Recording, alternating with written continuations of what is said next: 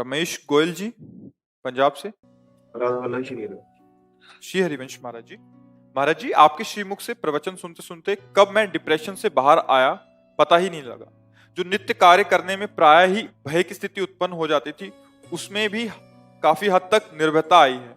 वैसे तो मेरे सभी प्रश्नों के उत्तर मुझे आपके सत्संग के द्वारा मिल जाते हैं विस्तार पूर्वक, किंतु आपके सत्संग में सुना है कि नाम जप से सभी दुखों का निवारण हो जाता है, और यह भी सुना है कि प्रारब्ध तो भोगना ही पड़ेगा। महाराज जी, मुझ अज्ञानी का प्रश्न है कि मैं अपने मन को नाम जप करने के लिए कैसे बांधूं कि नाम जप करने से मेरे दुख नष्ट हो जाएंगे या फिर दुख रहेंगे पर मुझे उनसे कोई फर्क नहीं पड़ेगा। इसमें एक बात देखनी है कि हमारे संचित कर्म है। संचित कर्म का मतलब है बहुत जन्मों की कमाई, शुभ अशुभ, वो गोदाम लगा हुआ, उसे कहते हैं संचित कर्म। और जो हम नवीन कर्म कर रहे हैं इनको कहते हैं क्रियमाण कर्म। और जिस संचित कर्म से कुछ शुभ कुछ अशुभ मिलाकर इस शरीर की रचना हुई है। ये मानव देह शुभ अशुभ दोनों से मिश्रित है। यातना देह नरक का केवल अशुभ है, और जो देव देह है ये शुभ है। मानव देह शुभ अशुभ दोनों से मिश्रित है। अब इसका प्रहार होगा कर्मों का। कभी हमारे सामने दुख आएगा, कभी सुख आएगा, कभी विपत्ति आएगी, कभी संपत्ति आएगी। वो क्रम जैसा बना दिया गया है। जो शुभ आएगा तो सुख, संपत्ति, अनुकूलता, अशुभ आएगा दुख, विपत्ति, प्रतिकूलता। अब ये हमें सहना होगा, ये हमें मिटाना नहीं है, क्योंकि शरीर ही मिटने वाला है। आज नहीं तो कल ये मिटेगा ना शरीर। तो देखो बड़े बड़े महात्माओं में, परमहंसों में शारीरिक दंड देखे गए ना। रामकृष्ण परमहंस जी के गले में कैंसर, कितने ऐसे संतों के शरीरों में बड़े व्यवधान। क्या उनके भजन में बल नहीं है? जो भजन संचित कर्मों को भस्म कर देता है, क्रियमाण को निष्फल कर देता है, वो भजन क्या प्रारब्ध को निष्प्रभावित नहीं कर सकता? कर सकता है। लेकिन ये पता है कि शरीर नष्ट होगा आज या कल, इसकी एक अवधि है। तो हम आए हुए दुख को समभाव से, सुख दुखे समय कृत्वा लाभालाभो जया जयो, उसको सह लेते हैं और अपने भजन को बचाते हैं। और भजन को बचाकर सच्चिदानंद भगवान को रिझा लेते हैं और आवागमन से ही मुक्त हो जाते हैं। नाम जप में इतनी अपार सामर्थ्य है। धन्वंतरी जी आयुर्वेदाचार्य, उन्होंने शोधा तो जो औषधियों में रोग निवारण की शक्ति है वो नाम से ही है। अच्युत गोविंद आदि भगवान के नामों में जो सामर्थ्य है, उसी सामर्थ्य से औषधियों में रोग निवारण की सामर्थ्य। अब देखो हमारे जैसे इस अंग का ऑपरेशन होना हो और औषधि से इसे चेतना शून्य कर दिया जाए, मन यहां प्रवेश न करे तो गेंद्री में, तो पूरा काट दिया जाए, हमको कोई कष्ट नहीं होगा।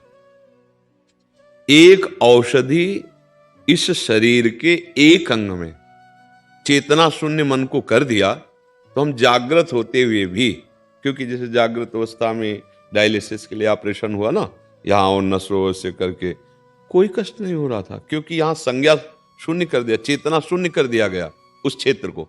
तो क्या नाम हमारे मन को इस स्थिति में नहीं ले आएगा कि भारी से भारी दुख में भी हम दुखी न हो, हम आनंदित रहें? अगर मन इस शरीर में आसक्त है तो कोई भी हमें दुख भोगने से बचा नहीं सकता।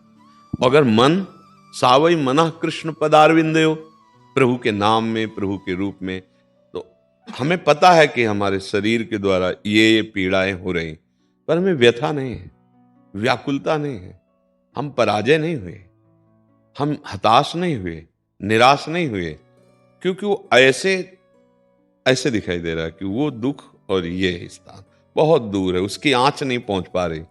और जब हम शरीर पे आसक्त होते हैं तो बिना दुख के दुख की कल्पना करके हम परेशान हो जाते हैं। जैसा आप जिसे डिप्रेशन कहते हैं ना, ये कल्पनात्मक मन का स्वरूप गिर जाता है। वो बहुत ऐसी ऐसी कल्पना, कहीं ऐसा न हो जाए, कहीं ऐसा न हो जाए, कहीं ऐसा, वो परेशान हो जाता है। धीरे धीरे उसमें शक्तिहीनता आ जाती है और वो फिर सोचता है ऐसी परिस्थिति से निकलने के लिए क्या करूं, दवाइयां भी खा लिए, वो गलत सोचने लगता है, वो शरीर हानि की तरफ भी पहुंच सकता है।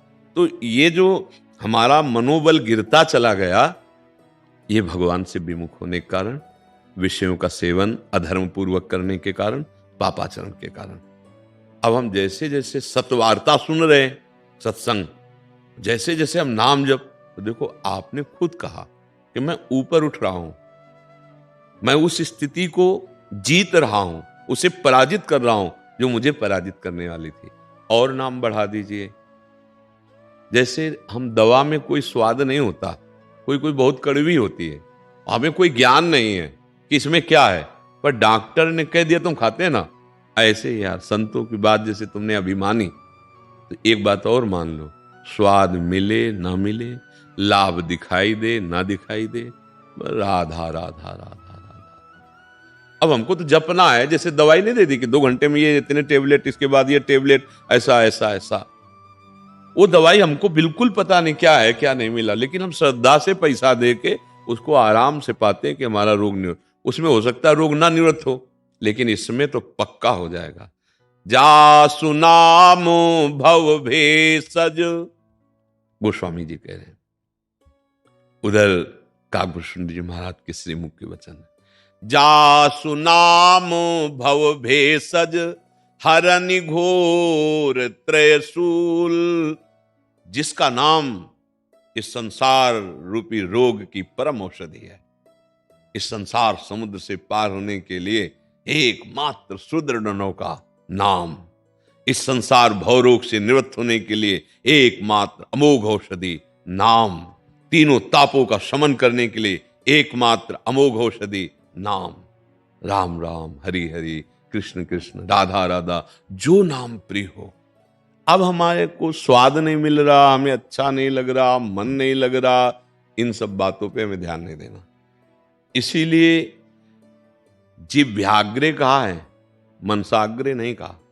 सिद्धों का मन भगवदाकार नाम में होता है, साधक को नाम जपना होता है। यह जिह्वाग्रे राम नाम मणिदीप धर, जीह देहरी द्वार, तुलसी भीतर बाहिरो, जो चाहस राधा राधा राधा राधा। आप खुद देखिएगा, अब मन लगे ना लगे। अभी हम आग की तिली ऐसे जलाएं, वो माचिस की, कहीं भी छुआ दे शरीर में, आप जलन पैदा करेगी ना। आप जान के छू लो, जलन करेगी। आप ना हाथ जोड़ो और फिर छू लो, तो भी जलन पैदा करेगी। आप गुस्सा करके छू लो, फिर जलन कर, मतलब भाव को भाव कैसे भी आप आग को छुओ वो तुम्हें जलाएगी। क्यों? उसमें दायिका शक्ति है। तो नाम में तारण शक्ति है, भगवान को अधीन करने की शक्ति है। ज्ञान वैराग्य भक्ति जो चाहोगे सब प्रदान करने की। माया तो बहुत लघु चीज है जब भगवान अधीन हो जाते हैं। इसलिए हमको संत की बात मानकर, गुरु की बात मानकर, शास्त्र की बात मान करके बस राधा राधा राधा राधा राधा राधा। क्या लाभ मिला तुमसे कोई पूछे? कोई मतलब नहीं हमें। हम जानते हैं ये सत्य है। जब असत कर्म दंड दिए बिना नहीं रहते तो ये सत नाम हमको कैसे ऐसे थोड़ी है। हम विश्वास करके, जैसे गरीब आदमी धन कमाने के लिए ना धूप देखता है ना गाली। एक बार हमने देखा हितधाम में काम चल रहा था, तो वो आया, वो ठेकेदार, वो लेबर, इतनी धूप कि आप बाहर नहीं निकल सकते, ऐसी धूप में वो ईंट ढो रहा है, तो उसको गाली दिया उसने। वो चुप रहा और हम देख रहे थे। बाद में उससे कहा, ए भाई तुम मेहनत कर रहे हो फिर भी तुम्हें गाली दे रहा था, तुम चुप क्यों रहे? अरे बोले बाबा अगर हम चुप ना रहते तो शाम को जो 500 रुपए मिलते हैं परिवार पोषण के लिए वो नहीं देता। कैसे? वो 500 रुपए के लिए ना धूप देख रहा है, ना गाली का मान अपमान भी नहीं देख रहा, मेहनत कर रहा है। और हम अगर नाम भगवान का जपने के लिए वही वृत्ति धारण कर लें कि कोई गाली दे तो राधे राधे, हमें भगवत प्राप्ति करनी है, हमें भगवत मार्ग में चलना है, राधा राधा राधा राधा। अभी महात्मा हो जाओ, अभी परमात्मा यहीं प्रकाशित हो जाए, सबके हृदय में है। क्यों भाई? आपको समझ में आया?